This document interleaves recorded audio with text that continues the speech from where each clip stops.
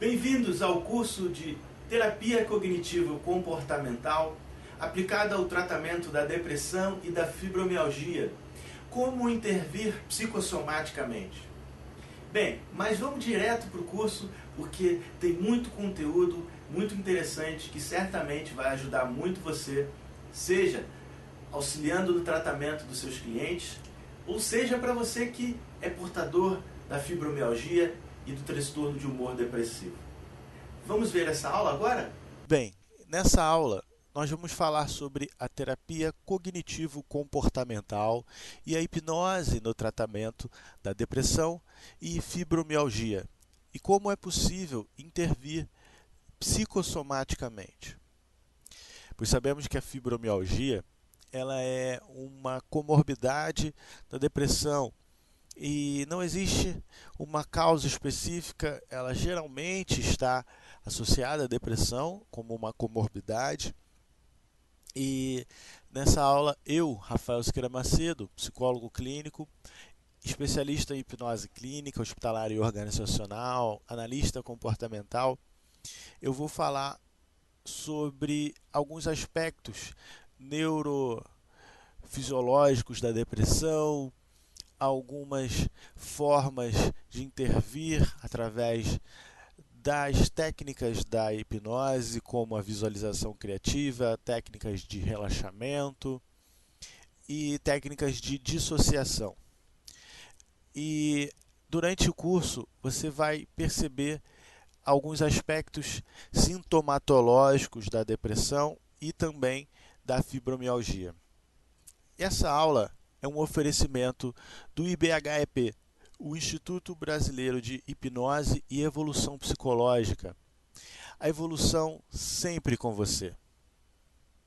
E os aspectos da neurobiologia da depressão, a gente pode perceber aqui nessas imagens o cérebro de uma pessoa descrita como normal, né, sem diagnóstico de depressão, e o cérebro de uma pessoa com o diagnóstico de depressão. Isso aqui é uma imagem que vai estar demonstrando as áreas conectadas que estão ativadas no cérebro. Veja aqui que a parte mais vermelha é que está mais ativa, a parte amarela é menos ativa e a parte verde é com baixa atividade. E veja como a diferença é gritante aqui. Essas áreas em vermelho e a maior parte em amarelo, ela demonstra uma hiperconectividade, mostrando que a associação de pensamentos e de memórias. E aqui você percebe que nessa área frontal, as alterações clínicas relacionadas à atenção, à psicomotricidade e à capacidade executiva e tomada de decisão, elas são encontradas em casos típicos de depressão. E as áreas frontal e estriatal também como uma importante função a modulação de estruturas límbicas e do tronco encefálico. E nessas imagens aqui você pode perceber as alterações que estão localizadas na área frontal do cérebro. E se a gente considerar as alterações clínicas relacionadas à atenção, à psicomotricidade, a capacidade executiva e tomada de decisão, encontradas em casos típicos de depressão, essas estão relacionadas a essa hiperconectividade nas áreas frontal e estriatal, que também tem como importante função a modulação de estruturas límbicas e do tronco encefálico. E essas áreas do cérebro, elas estão fisiologicamente envolvidas na mediação do comportamento emocional. Então é como se o cérebro do sujeito estivesse em curto, né? Como se tivessem vários fios desencapados aqui, provocando uma conexão de energia, levando aí uma deficiência em algumas áreas cognitivas, também áreas comportamentais, também em funções fisiológicas relacionadas ao sistema imunológico. E essa região, que é a região subgenual pré-frontal cortical, ela foi examinada em pacientes deprimidos, apresentando um aumento em sua atividade. Isso quando em crise, assim como a redução em seu volume anatômico, tornando-se hiperfuncionante nas fases maníacas ou depressivas. Quando o estado de humor se equilibra, ocorre uma diminuição em sua atividade.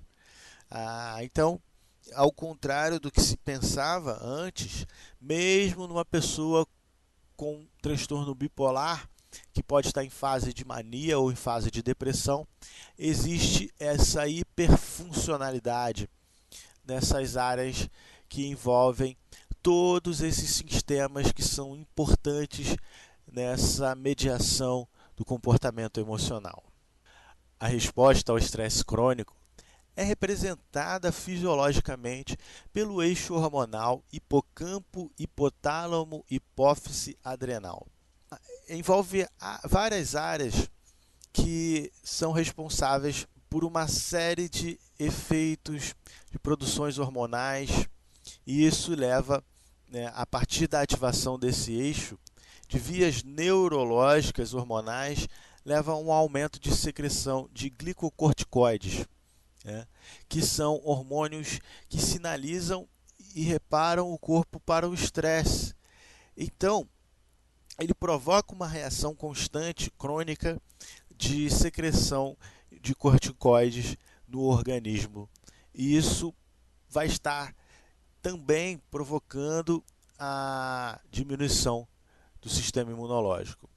E dessa maneira, a elevação crônica desses hormônios pode provocar prejuízos também cognitivos, particularmente na memória e aprendizagem. É basicamente por isso que a pessoa que tem depressão, tem o diagnóstico de depressão, ela, dependendo da forma como ela se trata, às vezes a pessoa só trata com medicamento, às vezes não faz uma terapia adequada, como a terapia cognitivo-comportamental, e isso vai estar contribuindo ainda mais para não melhora dessa pessoa, do quadro depressivo dessa pessoa, justamente porque causa uma deficiência cognitiva nesses aspectos cognitivos que são importantíssimos, como a memória e a aprendizagem de novas habilidades.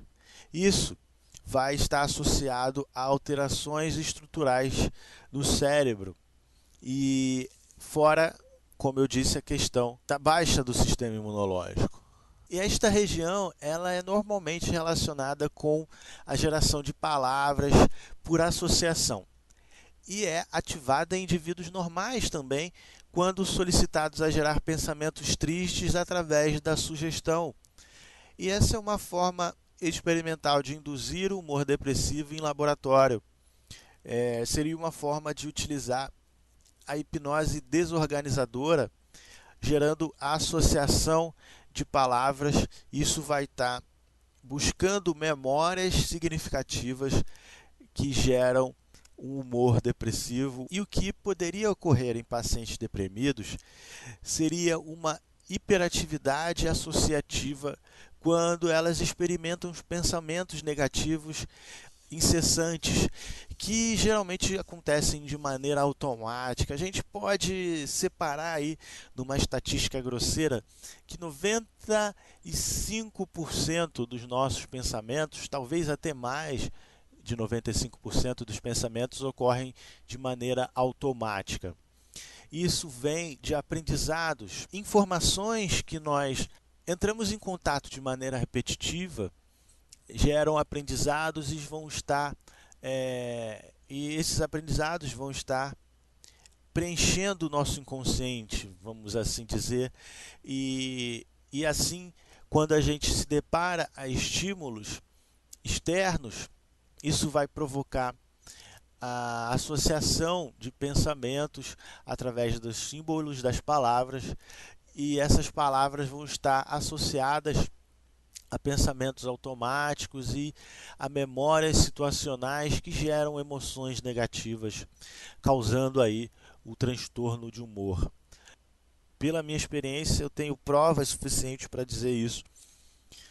Sempre tem aprendizados envolvidos. Tudo é aprendizado, tudo é troca de informação, seja ao nível psicológico, seja ao nível neurológico, né? É informação e energia que corre no nosso corpo e na nossa mente, de certa maneira, e isso vai ser expressado nos sintomas ou nos transtornos psicológicos, dependendo do tipo de aprendizado, do tipo de base e de bagagem que essa pessoa tem nas suas memórias. Então,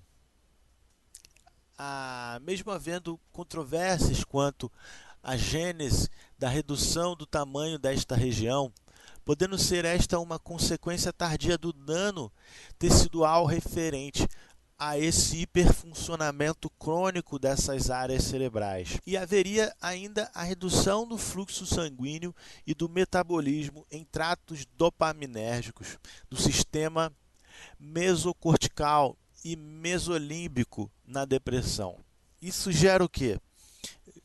A dopamina, a noradrenalina, a serotonina, esses são hormônios responsáveis por sensações positivas, também pelo controle da dor, e isso está associado às dores que são sentidas na fibromialgia. E a gente percebe que são pontos específicos, e a gente vai ver isso mais na frente no decorrer dessa apresentação. Existem evidências de que os antidepressivos realmente normalizam parcialmente algumas dessas áreas, porque há uma química envolvida nas emoções.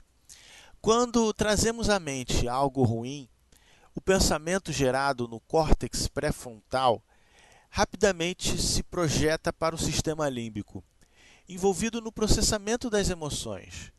O hipotálamo é então ativado pelo eixo hipotalâmico pituitário adrenal. E o cortisol, conhecido como hormônio do estresse, é sintetizado nessa conexão dessas áreas. E essa situação ocorre com frequência e também o sistema imune pode ficar fragilizado. E tem um ponto muito importante, que é o ciclo do sono, né? A qualidade do sono é um fator influenciador da recuperação do organismo.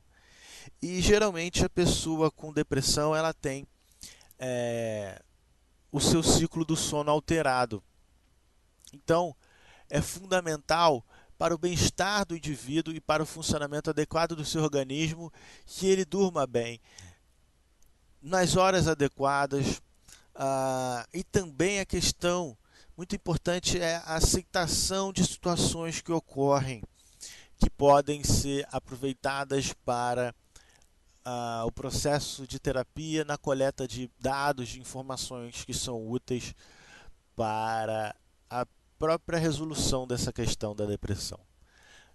Porque eu percebo que muitas pessoas, isso na minha experiência clínica fica evidente, a maioria das pessoas elas têm uma dificuldade de aceitar os sintomas como amigos. Amigos que querem lhe avisar de que algo está errado e precisa de atenção. Então, muitas das vezes, quando a pessoa tem insônia ou hipersonia, que é o excesso de sono, e geralmente isso está desregulado, geralmente ela tem sono demais na parte do dia e tem pouco sono, a insônia, na parte da noite. E ela tem dificuldade de dormir à noite, que seria o ideal, né, para dormir à noite.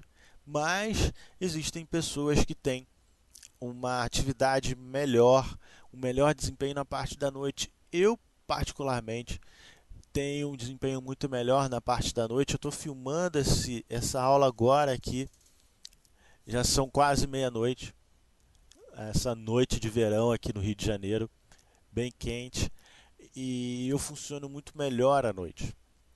Lógico, tem noites que eu sinto a necessidade de dormir e devido a essa identificação desse ritmo particular meu, eu posso estar formulando estratégias que melhor se adequam ao meu perfil. Então, é preciso considerar isso. Em muitos casos, essa hiperatividade na noite, ela se deve à baixa das defesas psíquicas que ocorrem geralmente na parte da noite, onde os sons do ambiente eles são muito menores, então o seu inconsciente ele pode relaxar, vamos dizer assim. Nesse relaxamento, algumas defesas se desligam e aí pensamentos frequentes, pensamentos às vezes até de maneira compulsiva vêm nesse momento e às vezes isso gera um sentimento, vamos dizer assim, uma ampliação nesses sentimentos negativos e na sensação depressiva. Mas dentro da terapia cognitivo-comportamental, a gente estimula os clientes a aproveitar esses pensamentos e estar monitorando esses pensamentos através de ferramentas como o RPD, que é o Registro de Pensamentos Disfuncionais, que serve para a gente estar pegando essas informações, catalogando esses padrões de pensamentos, identificando o mapa cognitivo, ou seja, a forma como o indivíduo reage aos estímulos que ele percebe e como ele interpreta e processa essas informações de acordo com a sua bagagem de memórias e aprendizados. Então, daí se considera que a presença do sono não restaurador assume um papel de relevo no conjunto das manifestações da fibromialgia. Por quê? Porque se a pessoa não dorme, ela se estressa muito mais. Tanto pela não aceitação dessa dificuldade de dormir, pela questão dos pensamentos negativos, pelo aumento no estado de humor depressivo, e isso vai provocar uma baixa no sistema imunológico, envolvendo a deficiência naquelas áreas que são responsáveis por hormônios que seriam hormônios que controlariam a dor, que também, devido à baixa no sistema imunológico, o próprio corpo, de certa maneira, não conseguiria combater com um bom desempenho as inflamações que são provocadas pelos movimentos repetitivos cotidianos, como andar, se movimentar, mover os braços, o movimento do corpo em si, geral. E essa doença, bem complexa, se caracteriza por dores músculo-esqueléticas difusas, as quais se associam a múltiplos sintomas, entre os quais se destacam o sono não reparador, fadiga e rigidez matinal. O sono é uma condição fisiológica de atividade cerebral natural e periódica. É caracterizada pela modificação do estado de consciência, a redução da sensibilidade aos estímulos ambientais, acompanhados por uma característica motora e posturas próprias, além de alterações autônomas, de produções hormonais, de equilíbrio também do sistema imunológico. Por isso que a prática da hipnose, como técnicas de relaxamento, técnicas de visualização e algumas técnicas de dissociação são muito úteis para a pessoa poder repousar também durante o dia e estar treinando o seu psicológico e o seu organismo para regular o seu ciclo do sono e poder dormir de maneira restauradora, tendo bons sonhos também. Isso é muito importante. E todas as características do sono dependem de atividades e circuitos cerebrais complexos e múltiplos, vinculados a estruturas de neurotransmissores diversos. O sono e a vigília contam com sistemas próprios, porém interconectados. Assim, é encontrado um sistema de despertar, né, de vigília, e o outro de adormecer, do sono, que se alternam periodicamente com uma mínima transição em condições normais. Então essa transição ela é bem sutil, onde a pessoa precisa, às vezes, também seguir um determinado ciclo de atividades que ela pode estar estimulando através da hipnose dentro do processo psicoterapêutico. E o ciclo do sono e vigília é regido pelo ritmo circadiano. Encontra-se relacionado ao fotoperiodismo, que está relacionado à percepção da luz decorrente da alternância do dia e noite. E está sob o controle do núcleo supraquiasmático, do hipotálamo. O núcleo supraquiasmático representa o relógio mestre, nosso relógio biológico, e é responsável pela organização cíclica e temporal do organismo e do ciclo sono e vigília. E esse sistema do núcleo pode ser alterado de acordo com o estado emocional do indivíduo, seja no transtorno de humor, seja na ansiedade, quando a pessoa tem algum objetivo e ela está focada. Então, isso pode estar sendo alterado até para o benefício do indivíduo, para que ele possa ter uma hiperatividade e consiga, através dessa hiperatividade, resolver um problema através dessa atividade intensa e mais focada.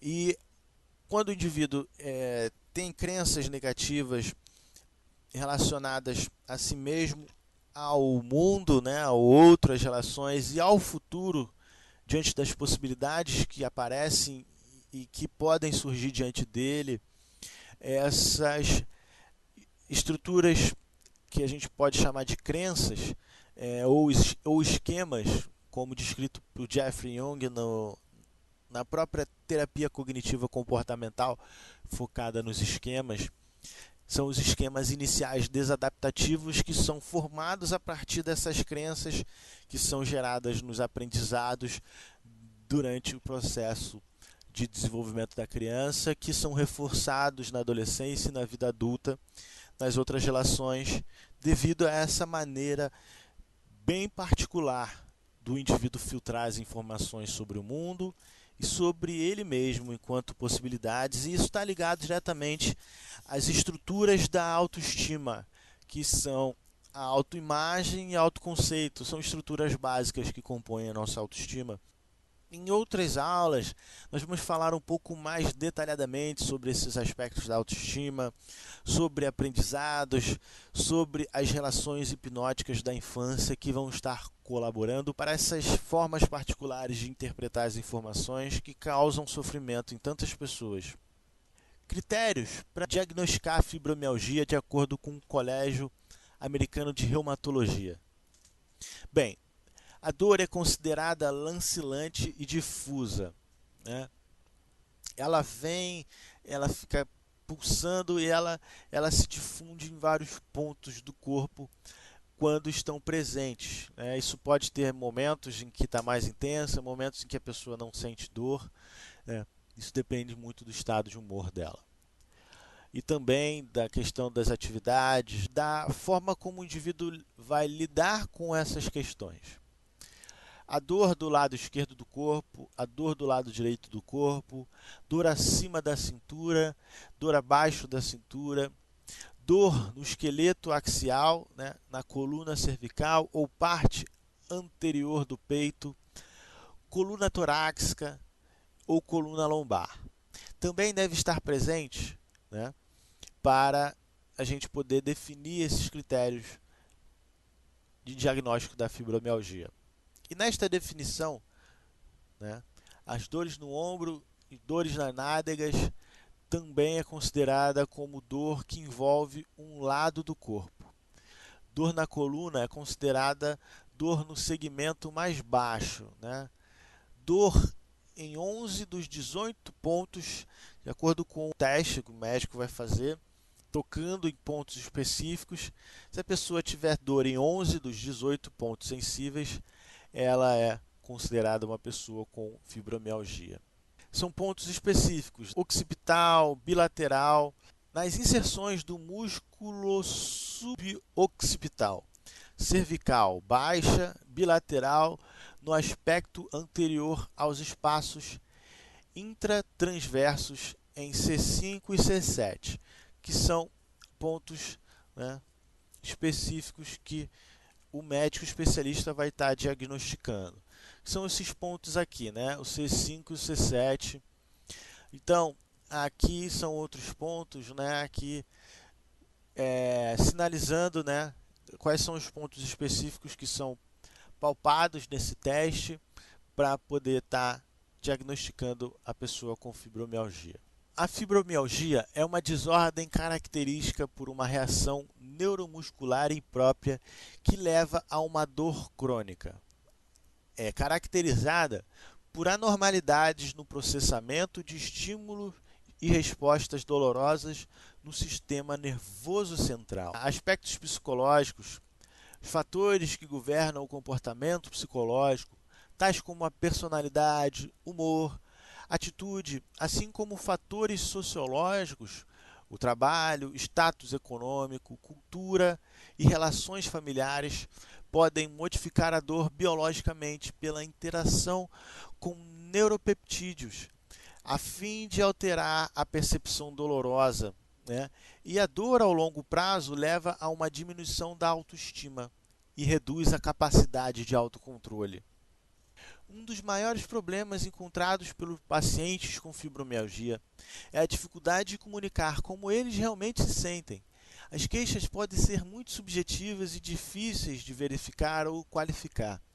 Então é por isso que o terapeuta ele deve estar atento ao discurso do cliente relacionado a dores, relacionado a falta de disposição, relacionada a comportamentos de evitação de atividades cotidianas que o indivíduo há tempos atrás tinha um prazer de fazer determinadas atividades, mas ele vai evitando.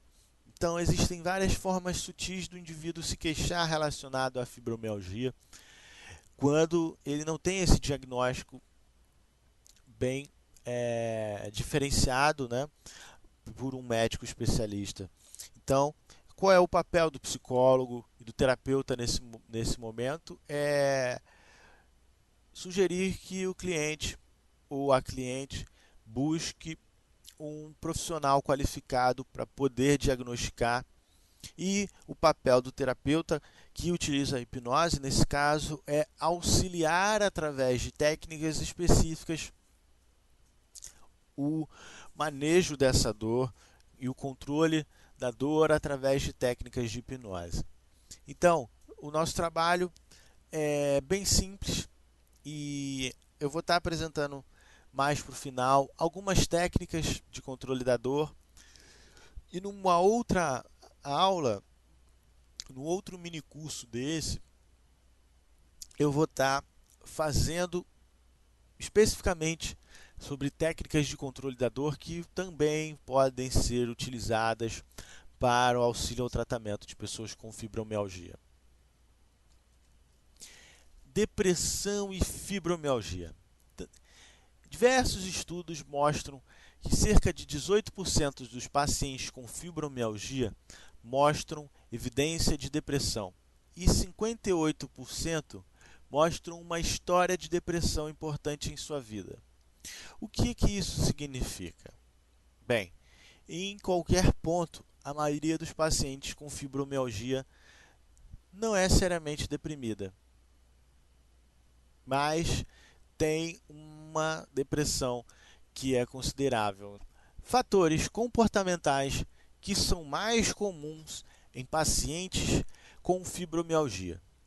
Estudos conduzidos nos últimos anos mostram que pacientes com fibromialgia têm um risco significativamente aumentado de ter uma história de abuso sexual, físico ou de drogas, desordens de alimentação, mudanças de humor, incapacidade de atenção, fobias, pânico, ansiedade, somatização, histórico familiar de depressão ou alcoolismo. Então, lógico, não é uma regra que a pessoa sofreu um abuso sexual, ou ela tem relações de abuso de drogas, ou desordens de alimentação, mas ela pode ter um ou outro desses aspectos relacionados. Então, mostram também nesses estudos que pacientes com a desordem lidam pior com os problemas diários do que outros que são mais suscetíveis a estresse psicológico.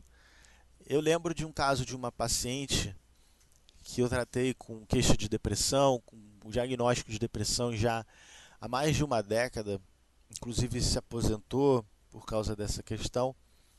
Ela tinha, no seu discurso, ela apresentava-se muito queixosa diante de aspectos cotidianos simples, né?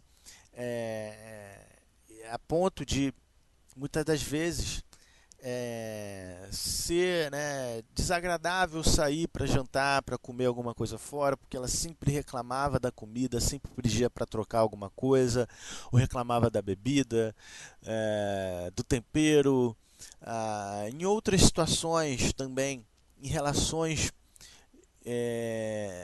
sociais, em grupos sociais que ela frequentava, ela também tinha queixas muito frequentes relacionadas ao comportamento do outro, a forma como o outro percebia ela e a forma como ela percebia as outras pessoas e as possibilidades dessas atividades.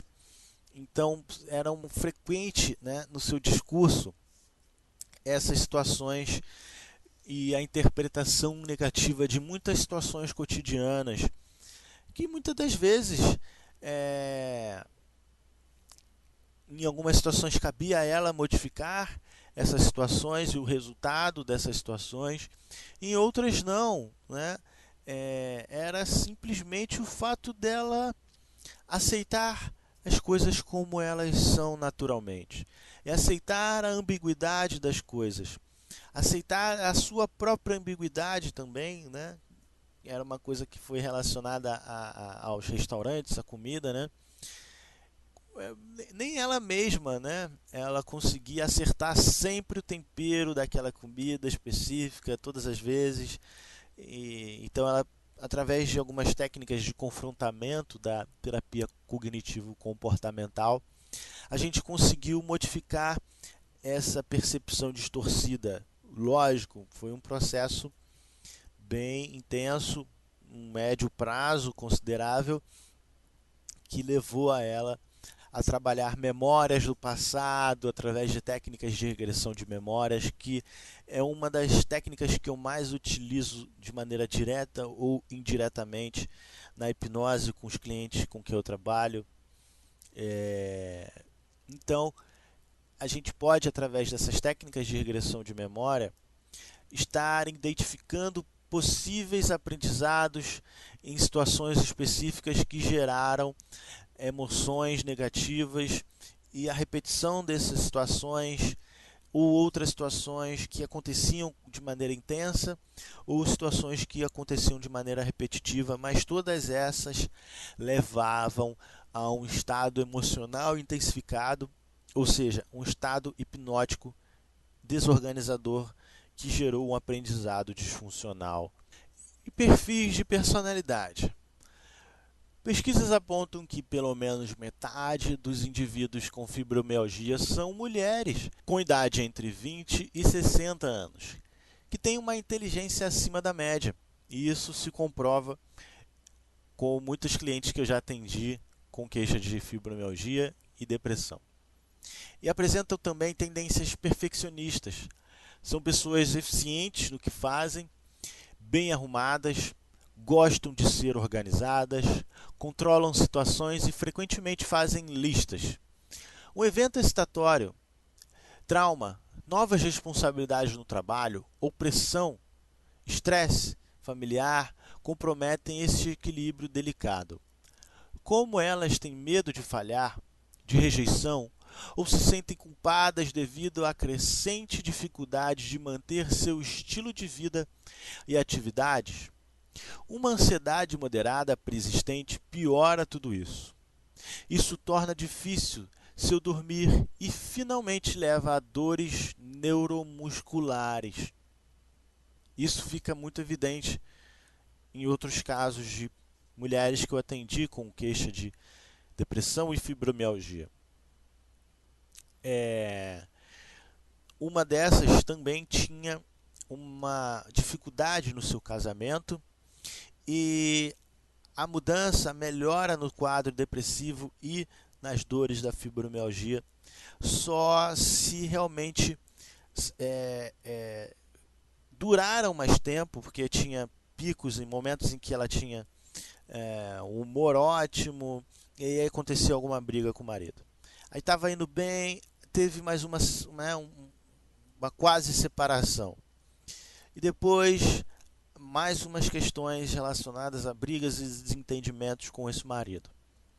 E aí eu fui sinalizando da importância dele participar do processo psicoterapêutico, seja em casal ou seja de maneira individual, com outro profissional, seja como for, mas que era importante para que ele participasse do processo e pudesse colaborar, né?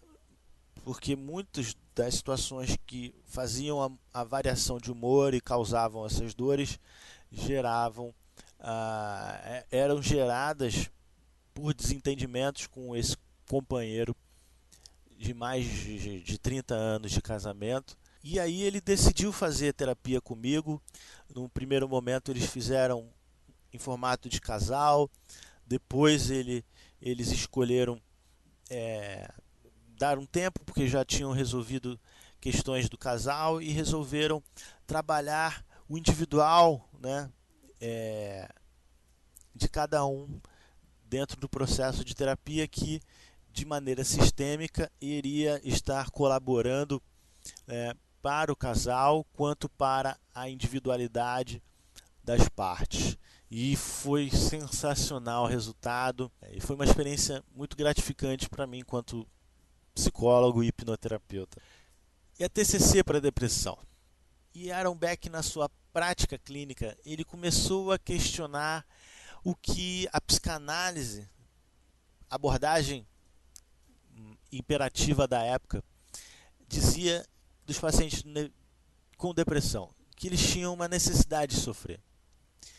E isso era proposto pela psicanálise na época, e Aaron Beck ele não concordava com isso. Ele percebeu que durante a sua experiência com esses pacientes ele foi reformulando completamente a psicopatologia da depressão. E aí ele observou de maneira repetitiva em um grupo extenso de pessoas que esses pacientes, na verdade, eles distorciam de maneira sistemática as suas experiências e possuíam uma visão muito negativa a respeito de si mesmo, do mundo externo, né, das pessoas e das relações, e do futuro relacionado às possibilidades. E essa seria a tríade cognitiva, né, a base fundamental da terapia. E essas experiências que os pacientes possuíam constituíam um campo de testagem de veracidade das crenças expressadas no consultório, levando muitas das vezes à mudança por si só, né? Quando se testava, né, através de técnica de confrontamento, a veracidade dessas informações né, dessas crenças que esses pacientes possuíam.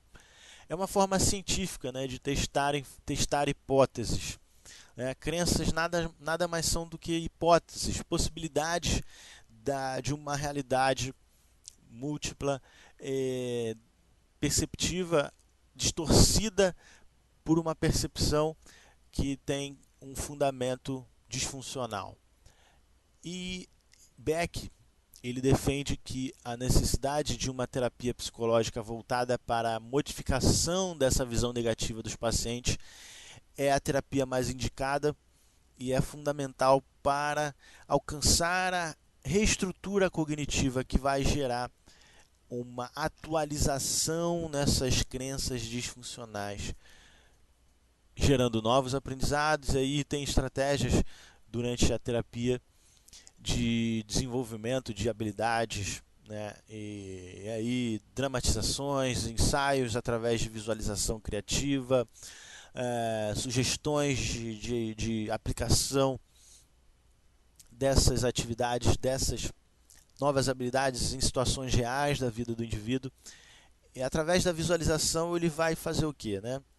Exames como aquele que a gente viu no início dessa apresentação demonstram como, através da sugestão negativa, vão ativar determinadas áreas de associação de palavras e vão rebuscar pensamentos que vão gerar humores através dessas memórias significativas. Também é possível ativar de maneira funcional essas determinadas áreas que estão associadas à tomada de decisão, à flexibilização, elaboração de estratégias.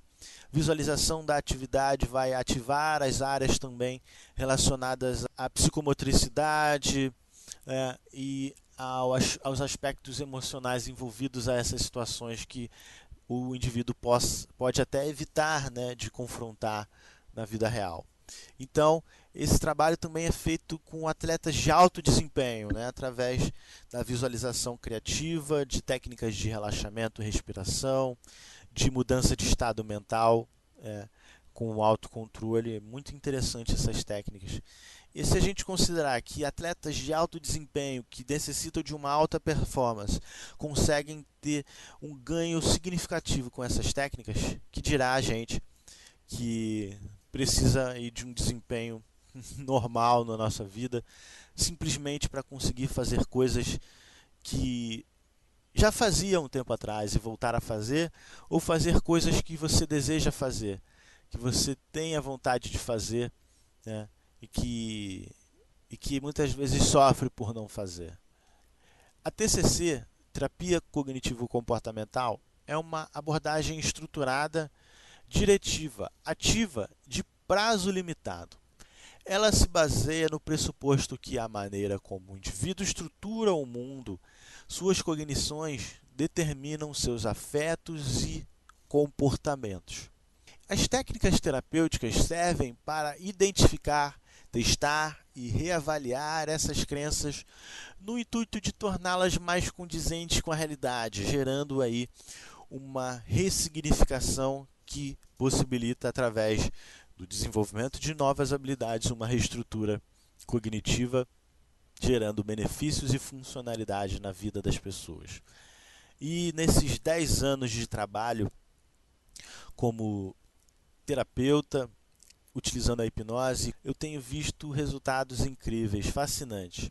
E eu posso dizer com propriedade que as pessoas que não têm sucesso nessa terapia são pessoas que não querem se comprometer com a atividade. Elas querem uma solução passiva.